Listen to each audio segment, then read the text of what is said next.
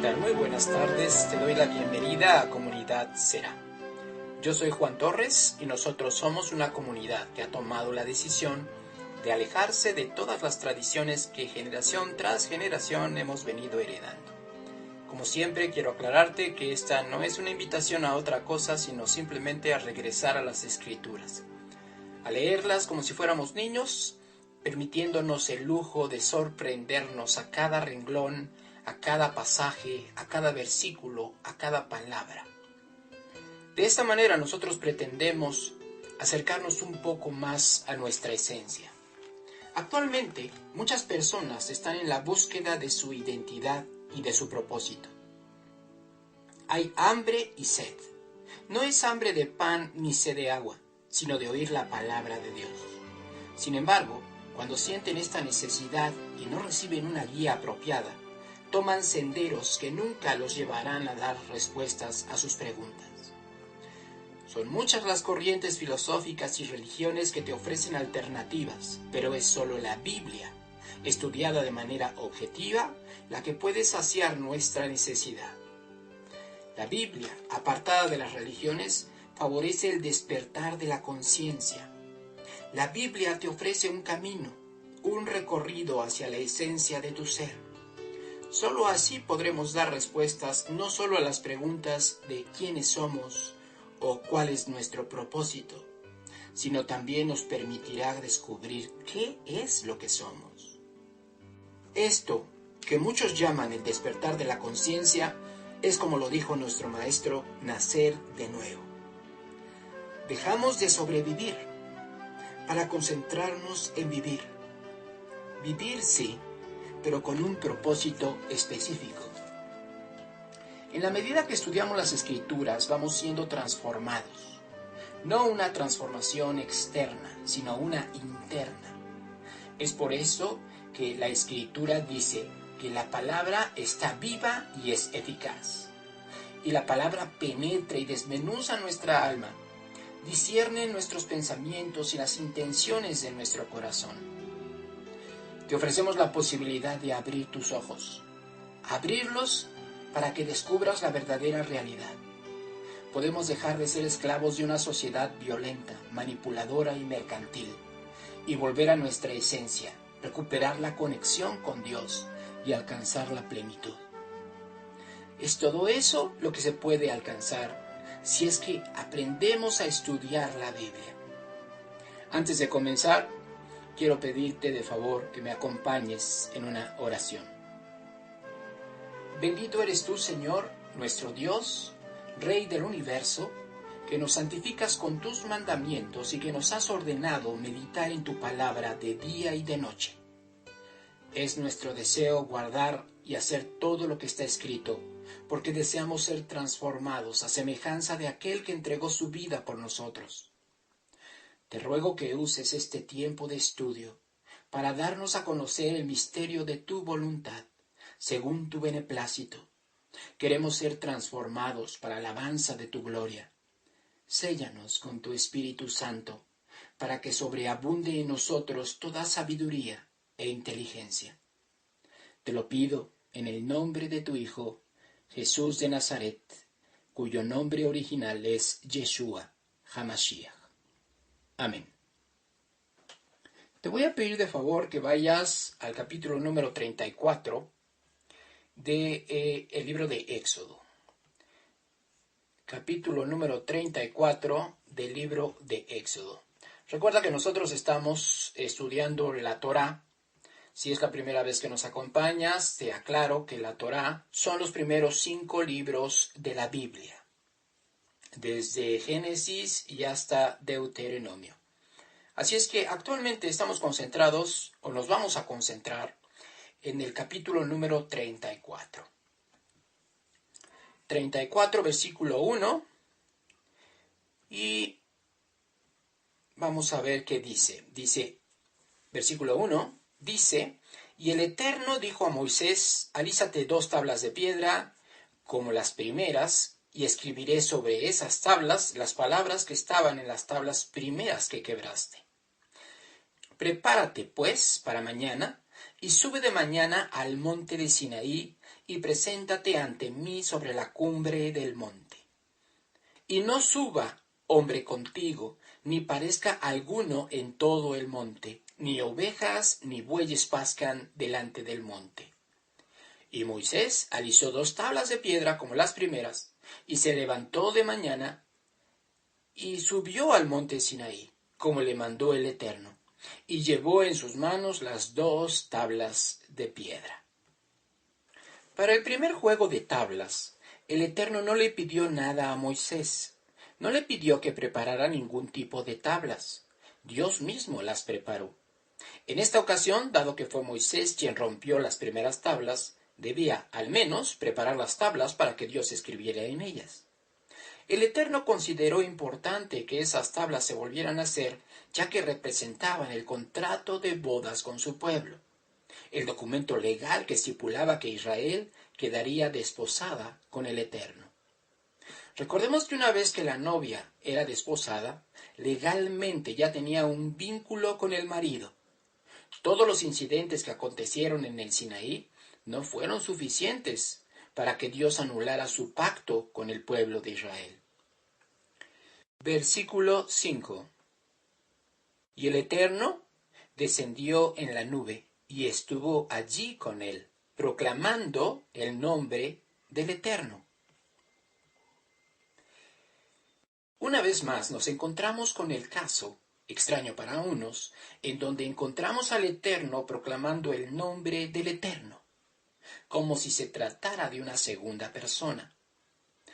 Jesús hizo planteamientos muy similares a estos, e incluso el Maestro realizó planteamientos como estos relacionados tanto con su Padre como con el Espíritu Santo. Veamos un caso en el Evangelio de Juan. Vamos al Evangelio de Juan, capítulo 14. Evangelio de Juan, capítulo 14. Evangelio de Juan, capítulo 14.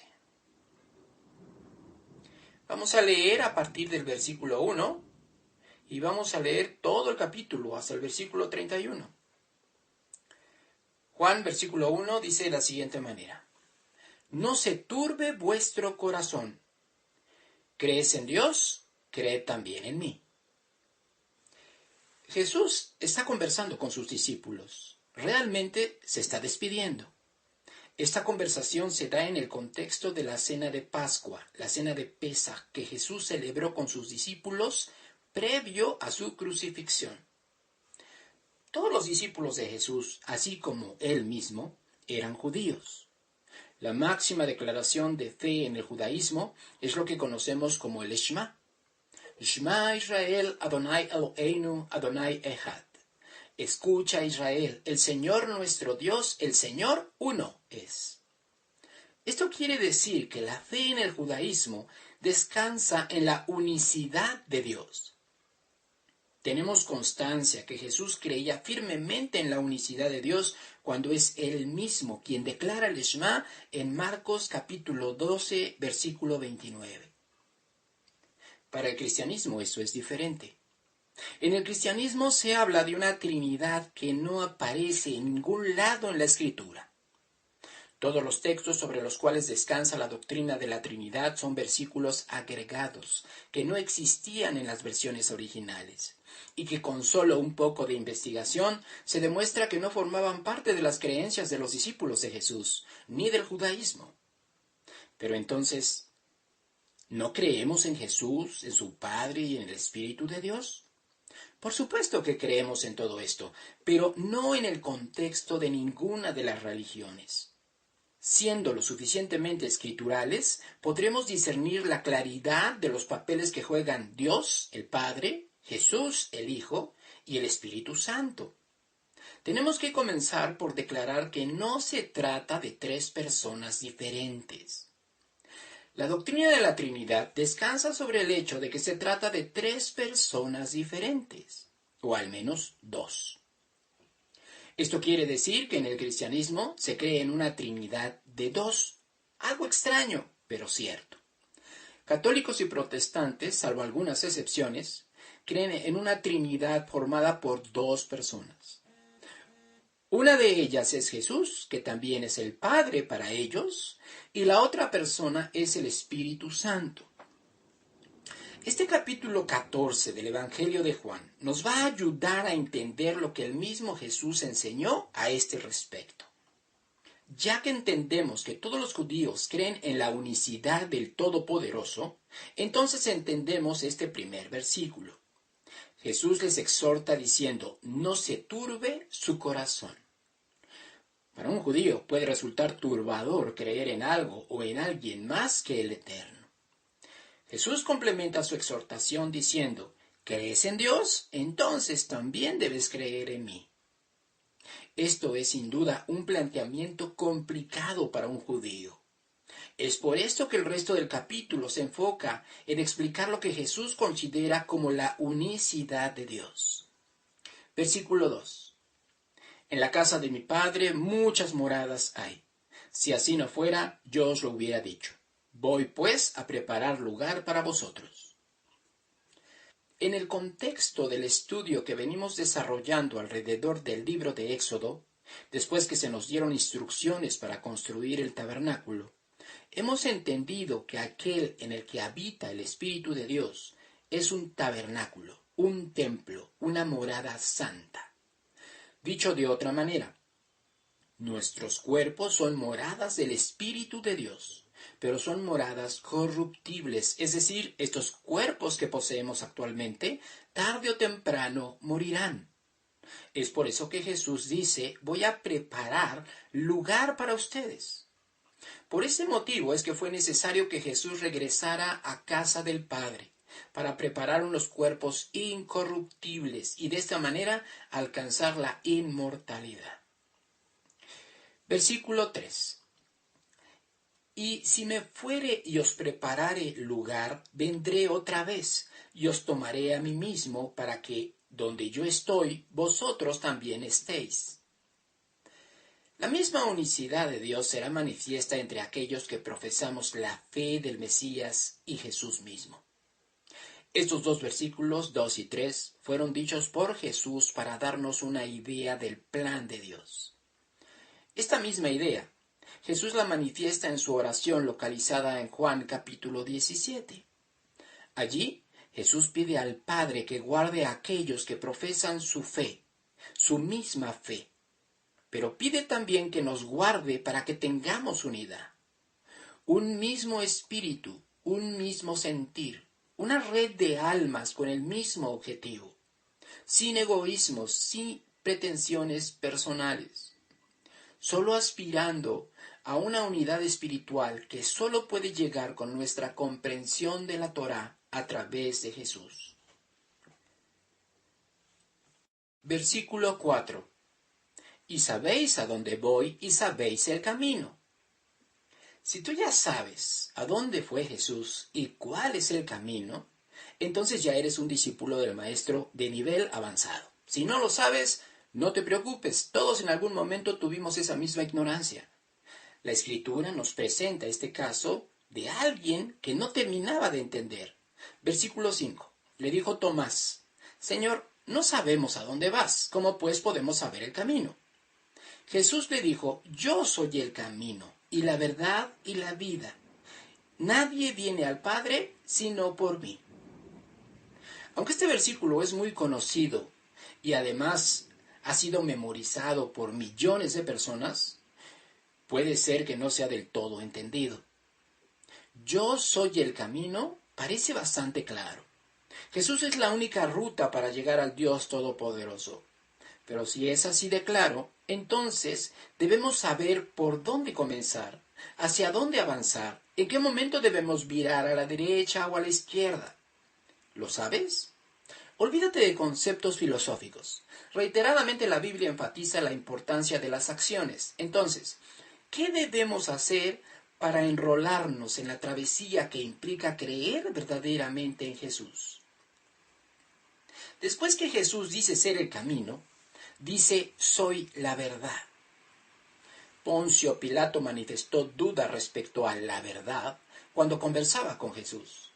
Jesús le dijo, todo aquel que es de la verdad, oye mi voz. Y Pilato le respondió, ¿Qué es la verdad? Para la mayoría de las personas la verdad es un concepto relativo. Para Jesús y para nosotros la verdad es un concepto muy concreto y absoluto. Fue mismo Jesús quien dijo que la palabra de su Padre es verdad. En Juan 17:17. Cuando Juan dice que el Verbo fue hecho carne, debemos entender que Jesús es la palabra de Dios hecha carne. Y esto no es otra cosa, sino que Jesús materializó toda la esencia de la Torá. Es así como entendemos que efectivamente Jesús es la verdad. Finalmente, después que Jesús dice ser el camino y la verdad, dice que es también la vida. En Deuteronomio capítulo 30, Dios le presenta al pueblo de Israel la disyuntiva entre la vida y la muerte. La vida se obtiene de amar a Dios, de andar en sus caminos, guardar sus mandamientos, sus estatutos y sus decretos. En cambio, la muerte es el resultado de apartarse, de no escuchar y de dejarse extraviar y de servir a dioses ajenos. Si ya hemos dicho que Jesús es la palabra de Dios hecha carne, ahora entendemos por qué dijo ser la vida.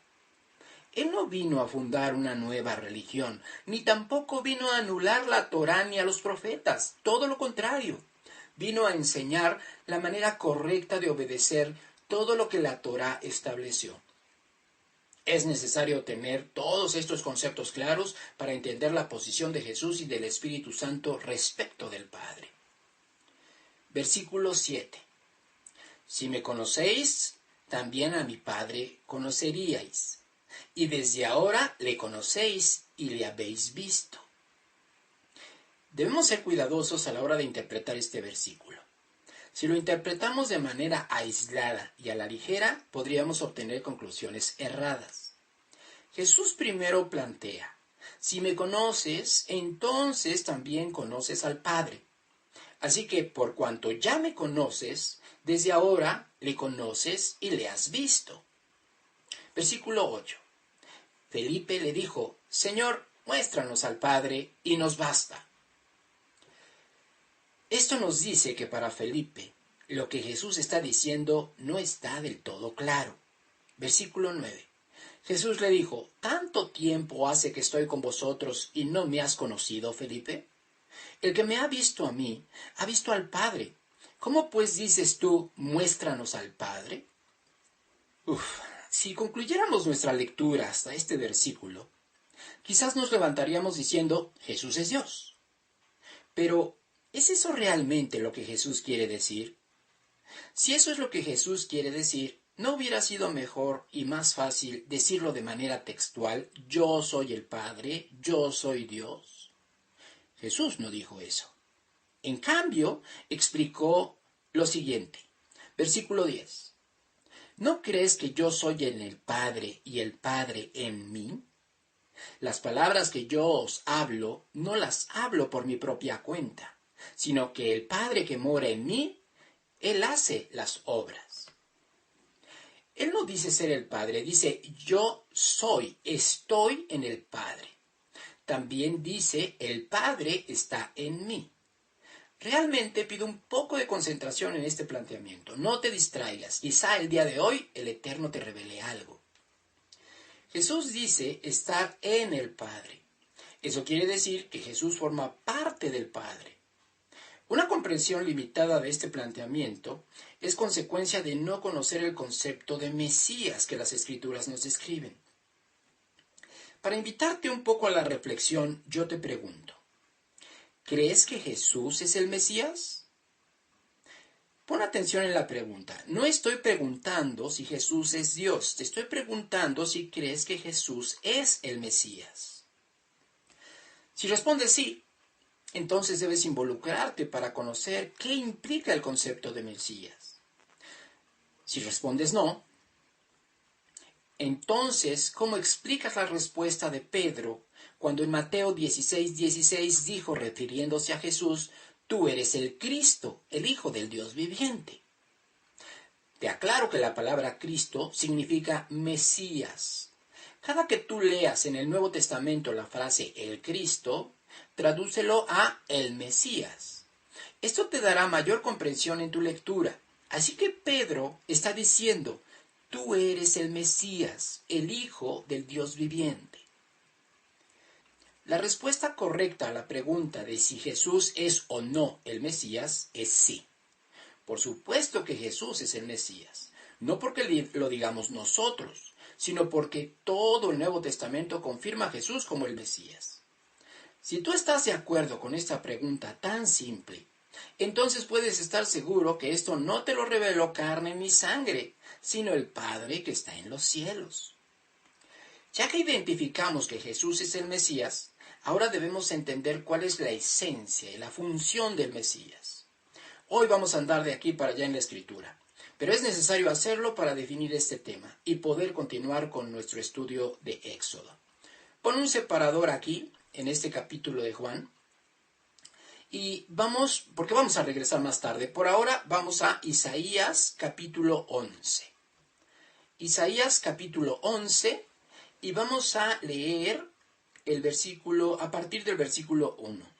Isaías 11 a partir del versículo 1. Isaías 11 a partir del versículo 1. Dice de la siguiente forma: Saldrá una vara del tronco de Isaí, y un vástago retoñará de sus raíces. Isaí fue el padre de David, del rey David. Es por esto que este versículo dice que de las raíces del tronco de Isaí saldría un vástago, es decir, un retoño. Un retoño es un tallo nuevo que brota una vez que el anterior ha muerto. Hoy sabemos que el Mesías sería el descendiente de David, el hijo de Isaí. Es esta la manera en la que el profeta Isaías comienza a presentar al Mesías. Versículo 2. Y reposará sobre él el Espíritu de Dios, espíritu de sabiduría y de inteligencia, espíritu de consejo y de poder, espíritu de conocimiento y de temor al Eterno. ¿Dice aquí que el Mesías es Dios? ¿Que es Yud-Hei Vav-Hei? No. En cambio, se dice que el Espíritu de Dios reposa sobre él. ¿Recuerdas la paloma que reposó sobre Jesús?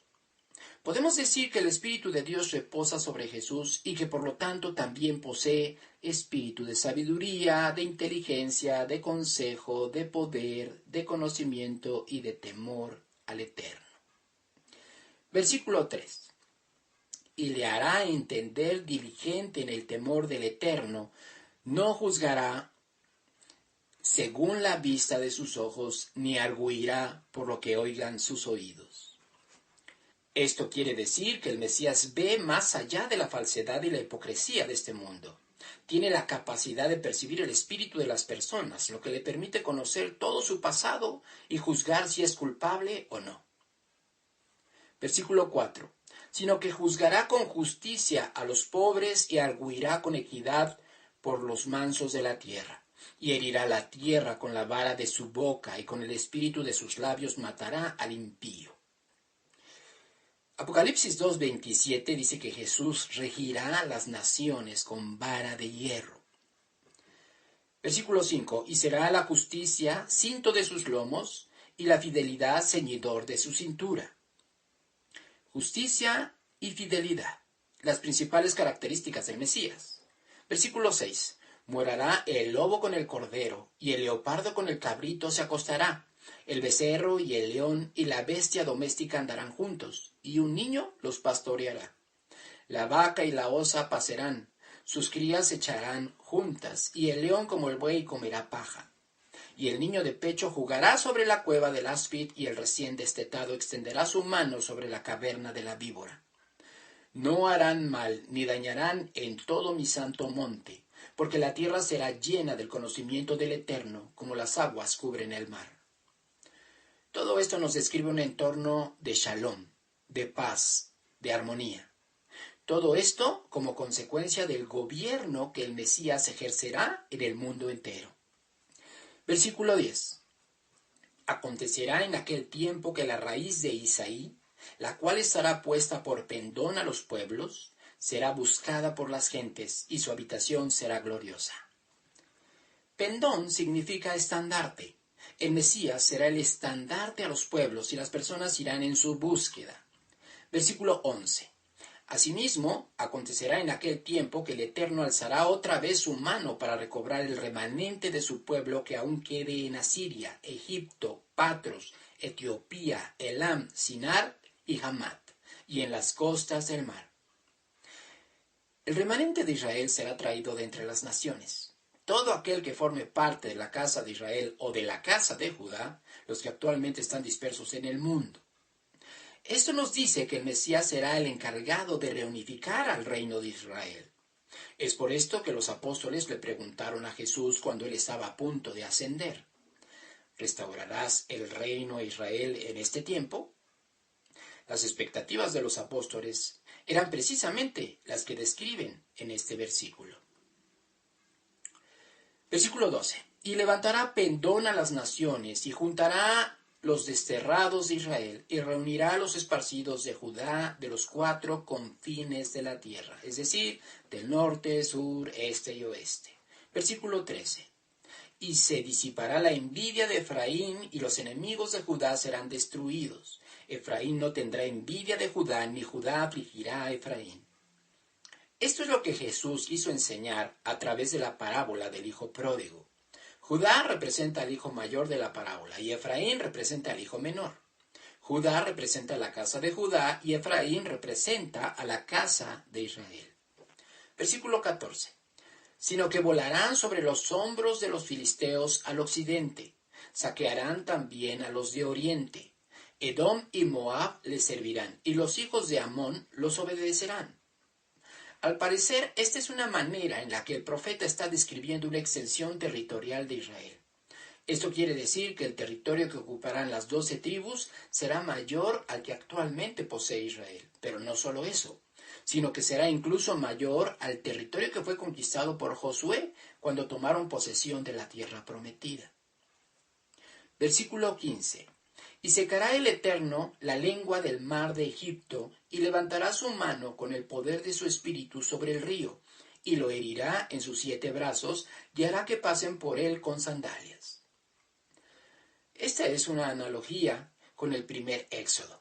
Esto quiere decir que cuando los hijos de Israel regresen para ser congregados, atravesarán el mar de Egipto, esto es, las naciones, y el río Nilo en seco. Esta es una manera metafórica de decir que las naciones no impedirán el retorno del pueblo. Versículo 16. Y habrá camino para el remanente de su pueblo, el que quedó en Asiria, de la manera que lo hubo para Israel el día que subió de la tierra de Egipto. Asiria fue el pueblo que conquistó a la casa de Israel. Ya que ocuparon el territorio de Israel, comenzaron a asimilarlos. Hubo una mezcla entre israelitas y gentiles.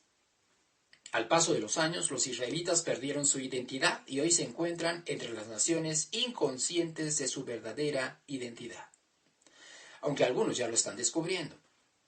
Ese despertar de estos asimilados lo estamos viviendo en la actualidad. Ellos son el remanente del pueblo que, de acuerdo a este versículo, tendrá camino para salir de Egipto.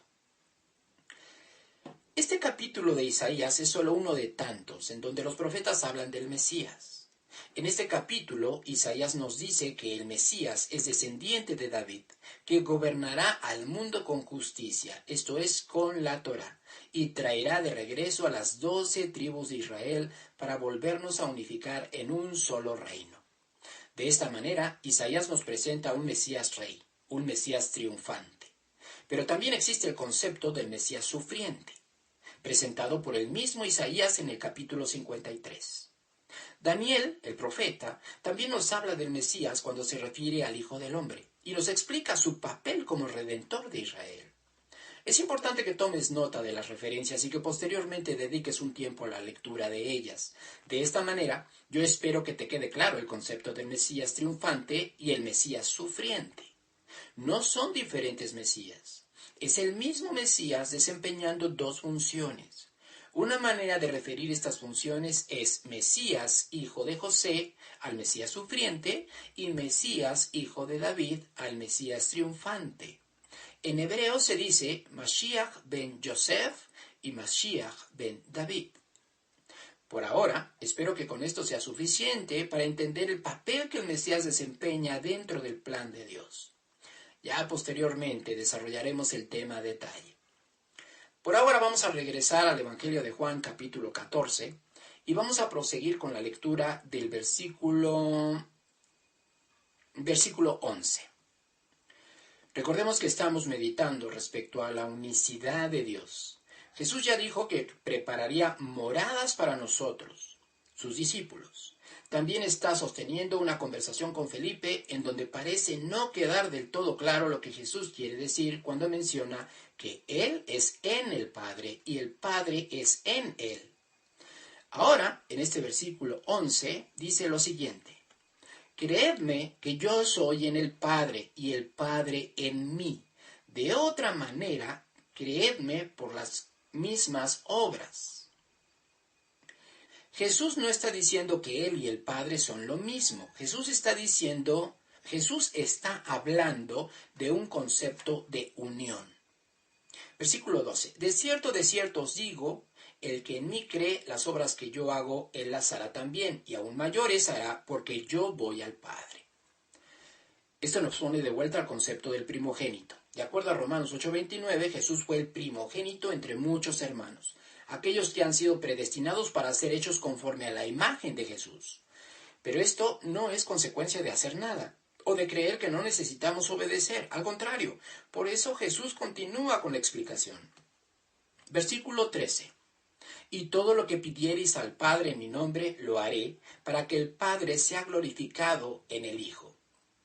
Pedir en el nombre de Jesús no significa que usemos el nombre a manera de amuleto. Pedir en el nombre de Jesús es pedir conforme a sus enseñanzas, pedir como Jesús pediría, estar alineados a su esencia, a su voluntad, a sus principios. Versículo 14. Si algo pidieres en mi nombre, yo lo haré. Notemos que Jesús dice, pide al Padre y yo lo haré. No dice, pide al Padre y Él lo hará. Esto nos dice varias cosas. 1, debemos orar al Padre, no a Jesús. Y no debemos olvidar que debemos pedir en el nombre de Jesús. 2, Jesús es el ejecutor de la voluntad de Dios. Aquí hay otra llave para tu entendimiento. Jesús es el ejecutor de la voluntad de Dios. Versículo 15. Si me amáis, guardad mis mandamientos. Aquí está otra clave. Hoy Dios nos está permitiendo entender de manera más profunda. Jesús, después de decir que todo lo que pidas en su nombre será hecho, dice, ámame y obedece. Amar a Jesús cuando ya entendimos lo que Él hizo en la cruz no es complicado. Obedecer cuando ya entendimos ese sacrificio tampoco es complicado. ¿Dónde está el problema entonces? En entender. Muchas personas muestran empatía ante el hecho de ver a un hombre sufriendo, agonizando, siendo maltratado de manera injusta. La gran mayoría de las personas están en ese papel, se conmueven por el nivel de sufrimiento que experimentó Jesús. Sin embargo, esas emociones no son suficientes para obedecer los mandamientos de Dios, los cuales siempre fueron el centro de la predicación de Jesús. Incluso, de acuerdo a lo que dice Jesús en este versículo, si no obedecemos, no le amamos. Si no le amamos, no obedecemos. Esto solo lo puedes lograr entendiendo lo que pasó en la cruz. ¿Qué fue lo que llevó a Jesús a tomar la decisión de morir en la cruz? ¿Por qué tenía que morir? Muchos de nuestros estudios en audio hablan de esto. Te lo dejo de tarea. Versículo 16. Y yo rogaré al Padre y os dará otro consolador para que esté con vosotros para siempre. Por favor, no te desconcentres. Pon atención. Jesús está a punto de profundizar en el concepto de la unicidad de Dios. Recuerda, el Señor, nuestro Dios, el Señor, uno es. En este versículo Jesús dice que el Padre nos dará otro consolador. Esto se refiere al Espíritu de Dios. Versículo 17. el Espíritu de verdad, al cual el mundo no puede recibir porque no le ve ni le conoce, pero vosotros le conocéis porque mora con vosotros y estará en vosotros. Jesús dice que el Espíritu de Dios no es para el mundo porque no lo ven, no lo conocen. Pero si somos discípulos de Jesús, entonces no solo lo conocemos, sino que mora en nosotros. Quiero que pongas especial atención en el hecho que Jesús habla del Consolador, es decir, del Espíritu de Dios en segunda persona. Sin embargo, está a punto de hacer lo mismo que nos trajo acá. ¿Recuerdas? Leyendo el capítulo 34 de Éxodo, notamos que Dios primero habla de sí mismo en primera persona para después hablar de sí mismo en segunda persona, como si se tratara de alguien diferente.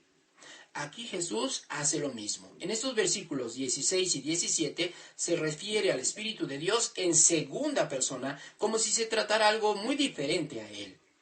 Ahora nota el cambio en el siguiente versículo, versículo 18. No os dejaré huérfanos, vendré a vosotros. Debemos entender que ahora Jesús no solo dice que es en el Padre, ahora transporta ese concepto de unicidad con el Espíritu de Dios. Todo está conectado. Versículo 19. Todavía un poco y el mundo no me verá más, pero vosotros me veréis, porque yo vivo, vosotros también viviréis. Jesús vuelve a enfatizar que Él es el canal para obtener vida.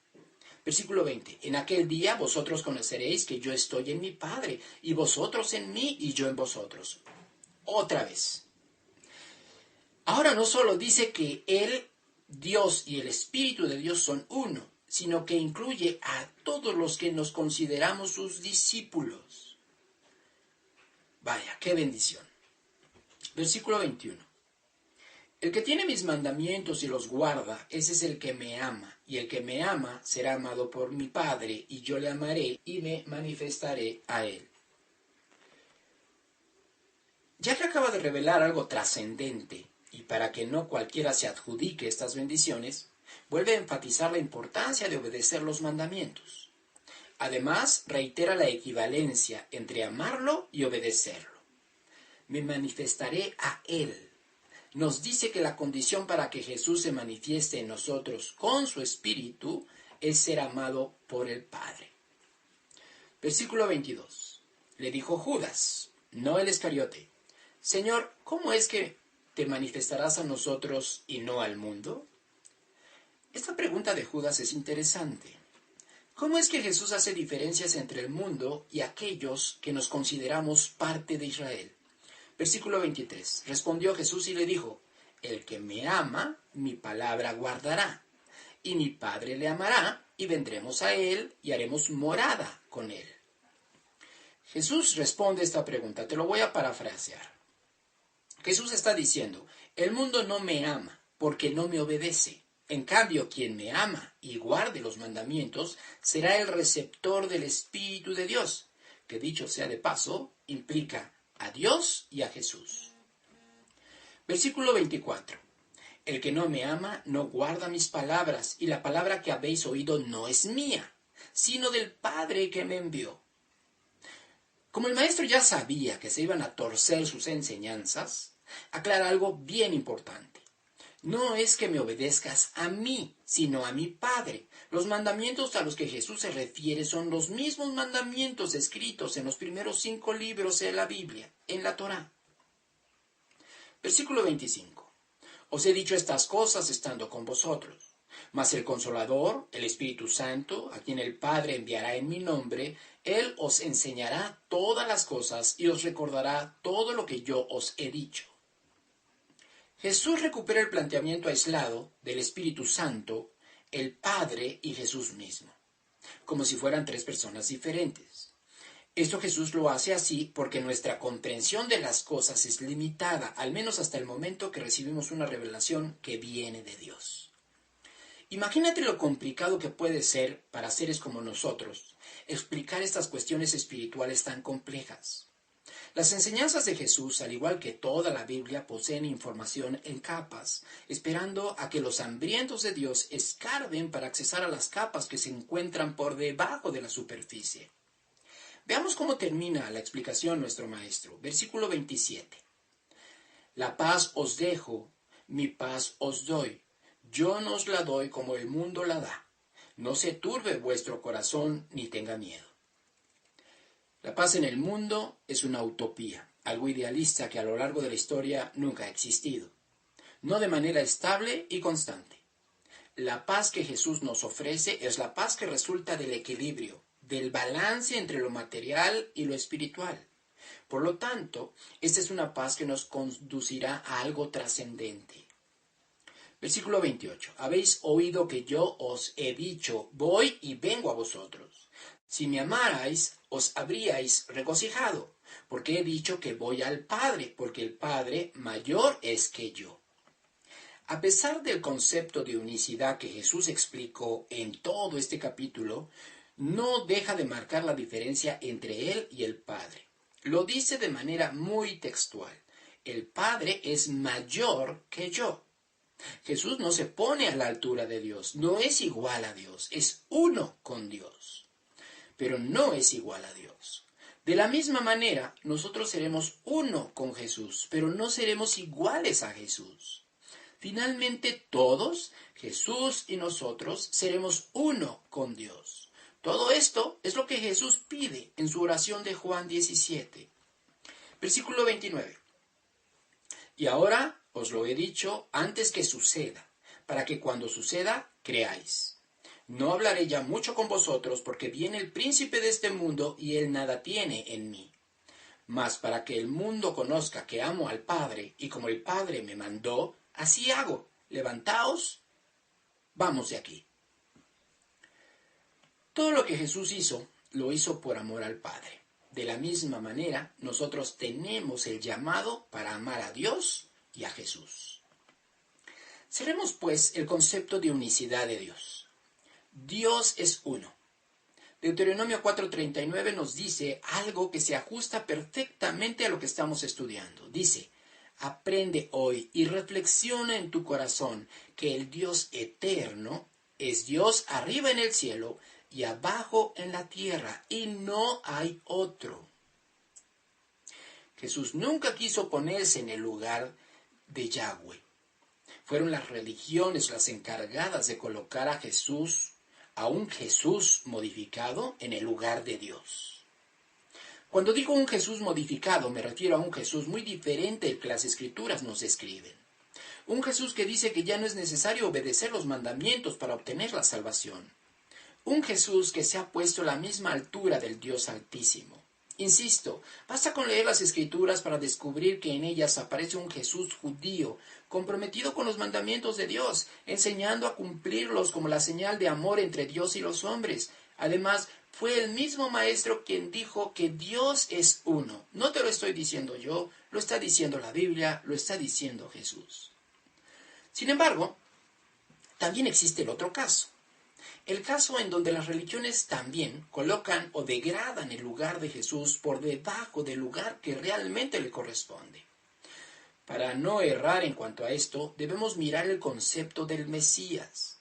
Ciertamente el Mesías fue anunciado por los profetas, pero ellos no fueron los primeros en hacerlo. La Torá constantemente hace referencia al ángel de Yahweh. En cada escena en la que se nos dice que Yahweh está hablando, terminamos descubriendo que es el ángel de Yahweh quien realmente está hablando. Resulta interesante que en el misticismo judío a este ángel se le identifica como Metatrón. Incluso se dice que fue Metatrón el ángel que Dios envió para introducir al pueblo de Israel en la tierra prometida. Dios le dijo a Moisés que su ángel portaría su nombre y dio instrucciones para que lo obedecieran. Esto ha llevado a varias religiones a concluir que este ángel fue Jesús. Esto es parcialmente cierto. Ese ángel de Yahweh efectivamente es una de las facetas de Jesús, pero no se trata de cualquier ángel. Pablo nos lo explica. Busca por favor la carta a los Hebreos capítulo 1. Hebreos capítulo 1.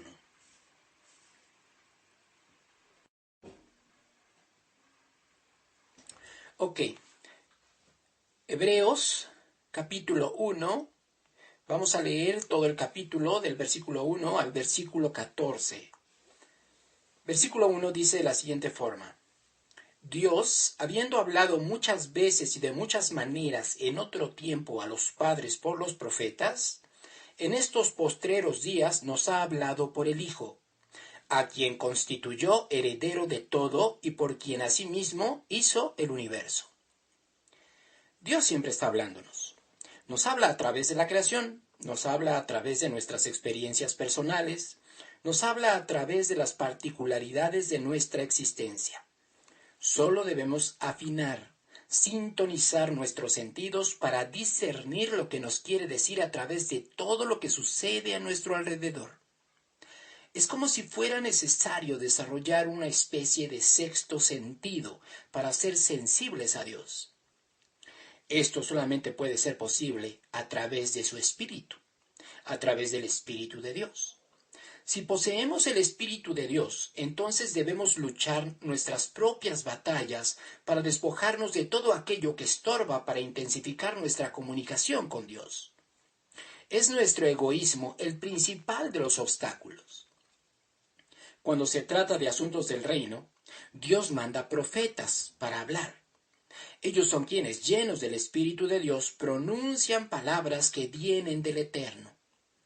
Después que Dios envió profetas, finalmente decidió enviar a su Hijo.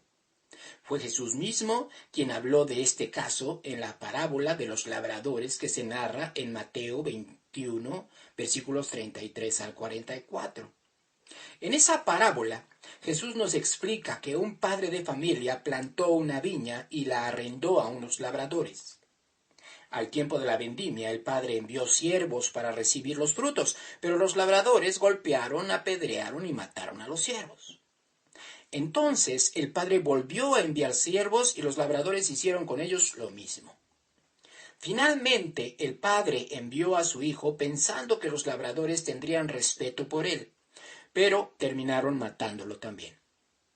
Todo esto Jesús lo narró para hacerles ver que ellos, los líderes judíos, no todos los judíos, sino los líderes, eran los labradores de la parábola. Por lo tanto, dijo que les quitaría la viña, una manera de referirse a Israel, y sería dado a personas que produjeran fruto. De esta forma, Pablo nos está diciendo, es el Hijo quien nos está hablando en la actualidad. Y eso es válido tanto para la época de Pablo como para nuestra época. Ahora Pablo se va a enfocar a describir el papel de Jesús como el Mesías. Versículo 3. El cual, siendo el resplandor de su gloria y la imagen misma de su sustancia, y quien sustenta todas las cosas con la palabra de su poder, habiendo efectuado la purificación de nuestros pecados por medio de sí mismo, se sentó a la diestra de la majestad en las alturas, hecho tanto superior a los ángeles, cuando heredó más excelente nombre que ellos. Esto coloca a Jesús por encima de cualquier ángel, arcángel, serafín o querubín. Versículo 5. Porque ¿a cuál de los ángeles dijo Dios jamás? Mi hijo eres tú, yo te he engendrado hoy. Esto es una referencia al Salmo 2:7. Y otra vez, yo seré a él padre y él me será a mí hijo. Esta es 2 de Samuel 7:14. Versículo 6. Y otra vez cuando introduce al primogénito en el mundo, dice, adórenle todos los ángeles de Dios. Este es el Salmo 97, versículo 7. Versículo 7. Ciertamente de los ángeles dice, el que hace a sus ángeles espíritus y a sus ministros llama de fuego. Mas del Hijo dice, tu trono, oh Dios, por el siglo del siglo, cetro de equidad es el cetro de tu reino. Este es el Salmo 45:6. Versículo 9. Has amado la justicia y aborrecido la maldad, por lo cual te ungió Dios, el Dios tuyo, con óleo de alegría más que a tus compañeros. Este es el Salmo 45:7. Versículo 10. Y Tú, oh Señor, en el principio fundaste la tierra y los cielos son obra de tus manos. Ellos perecerán, mas tú permaneces, y todos ellos se envejecerán como una vestidura. Y como un vestido los envolverás y serán mudados, pero tú eres el mismo, y tus años no acabarán. Estos versículos 10, 11 y 12 son referencia al Salmo 102, versículos 25 al 28. Versículo 13. Pues a cuál de los ángeles dijo Dios jamás, siéntate a mi diestra, hasta que ponga a tus enemigos por estrado de tus pies. Este es el Salmo 110, versículo 1. Finalmente, el versículo 14 pregunta, ¿no son todos espíritus ministradores enviados para servicio a favor de los que serán herederos de la salvación? Eso quiere decir que todos los ángeles están al servicio de Jesús y están para ministrar a los herederos de la salvación, es decir, aquellos que serán salvos. Podemos concluir que efectivamente el ángel de Yahweh es Jesús, pero también podemos decir que es el Hijo de Dios, no como un ser separado de él, sino siendo la representación física de un Dios todopoderoso. Tenemos que conciliar todo lo que hemos aprendido para obtener una conclusión. Las siguientes declaraciones son completamente escriturales. Vamos a considerar cada una de ellas y al final vamos a obtener una conclusión. Primera, nadie puede ver a Dios y vivir. Jesús se identificó como el Hijo de Dios. La palabra de Dios es Jesús encarnado. Hay dos palabras para definir esto, una en arameo, que es memra, y otra en hebreo, que es dabar. Podemos decir que Jesús es el memra de Dios o el dabar de Dios. Jesús es superior a los ángeles, es el malaj de Dios. Jesús es la diestra de Dios. Jesús dijo que el Padre es superior a él. Todos los ángeles sirven a Jesús. Jesús es la imagen de la sustancia de Dios. Jesús siempre nos enseñó a orarle al Padre. Jesús mismo le oraba al Padre. Jesús dijo estar en el Padre, de la misma manera que el Padre está en Jesús. Jesús también dijo estar en el Espíritu de Dios. Jesús es el Hijo del Hombre. Jesús es el Mesías, en hebreo el Mashiach. Dios es Espíritu. Los cielos y los cielos de los cielos no pueden contener al Eterno. Dios lo llena todo absolutamente. El Espíritu de Dios está sobre el Mesías. Dios le asignó un reino a Jesús. Ahora, ¿cómo conciliamos todo esto para definir la unicidad de Dios y el papel de Jesús? Tenemos que conciliar todas las anteriores declaraciones sin contradecir ni una sola. Todas estas declaraciones aparecen tanto en el Antiguo Testamento como en el Nuevo Testamento. Entonces, de acuerdo a esto que nosotros acabamos de leer, tendríamos que tener al menos un acercamiento a una definición más clara de cuál es la unicidad de Dios. Bueno, ciertamente Dios es espíritu. Por esto hay quien dice que Dios no se puede manifestar en el mundo físico, pero ¿eso no contradice a la premisa que dice que Dios todo lo puede? La esencia de Dios está descrita en la Torá, y la Torá fue manifestada en carne. Este es el concepto de Memra, de Hijo de Dios. Dios se manifestó de manera parcial en nuestro mundo. No se manifestó en su total plenitud. No porque no pueda, sino porque este mundo físico no le puede contener. Todos caeríamos fulminados por la grandeza de su ser. Así que Jesús fue la manifestación física de Dios que este mundo pudo contener. Por esto, Jesús siempre insistió en que debíamos orarle al Padre en el nombre de Jesús, y siempre dijo que el Padre era mayor que él. Dios asignó este mundo físico como el reino del Mesías, quien gobernaría en el nombre de Yahweh. Es por esto que la creación del mundo físico estuvo a cargo de Jesús. En nuestro mundo, el Olam Hasé, Jesús es todopoderoso, pero aún Él se encuentra por debajo del Dios altísimo y eterno. Si hemos dicho que Jesús es la manifestación física del Eterno, entonces debemos entender por qué es que siempre dijo que Él y el Padre son uno. No se trata de dos seres diferentes, son el mismo. El Espíritu de Dios es una extensión de Dios mismo. Es la manifestación de su propósito. De la misma manera que podemos decir que cualquiera de nuestras extremidades somos nosotros mismos. Así, también podemos decir que el Espíritu de Dios es Dios mismo. Cuando hablo de uno de mis dedos, no puedo decir que mi dedo y yo somos seres diferentes. No, somos uno mismo. De la misma manera que si hablo de uno de mis ojos, no puedo decir que mi ojo y yo somos seres diferentes. Somos uno solo. Esa es la manera en la que debemos entender la unicidad del Eterno respecto del Espíritu.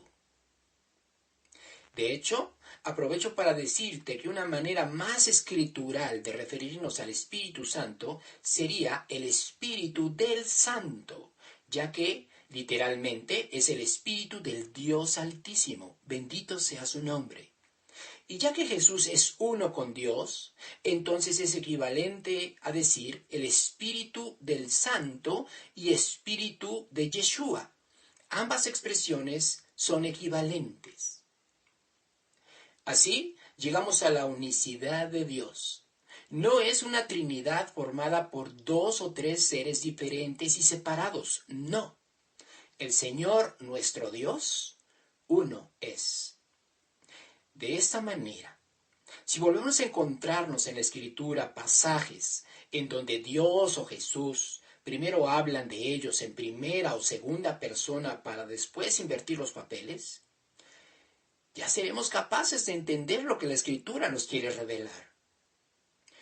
Para concluir este tema, te comento que Moisés avisó y Dios confirmó que sería levantado un profeta en quien Dios pondría su palabra. Y dijo que solo hablaría palabras que mismo Dios le mandaría hablar. Esta es también una referencia mesiánica, una referencia al Mashiach.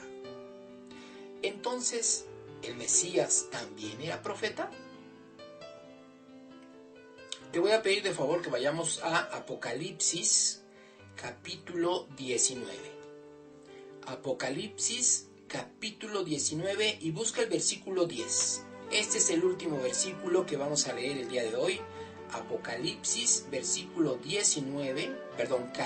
19, versículo 10. Búscalo, por favor.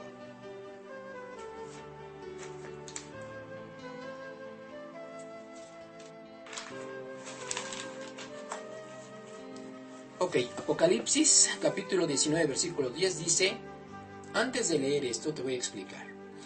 En el siguiente versículo un ángel está hablando con el apóstol Juan, quien está recibiendo toda la revelación que se describe en el libro de Apocalipsis.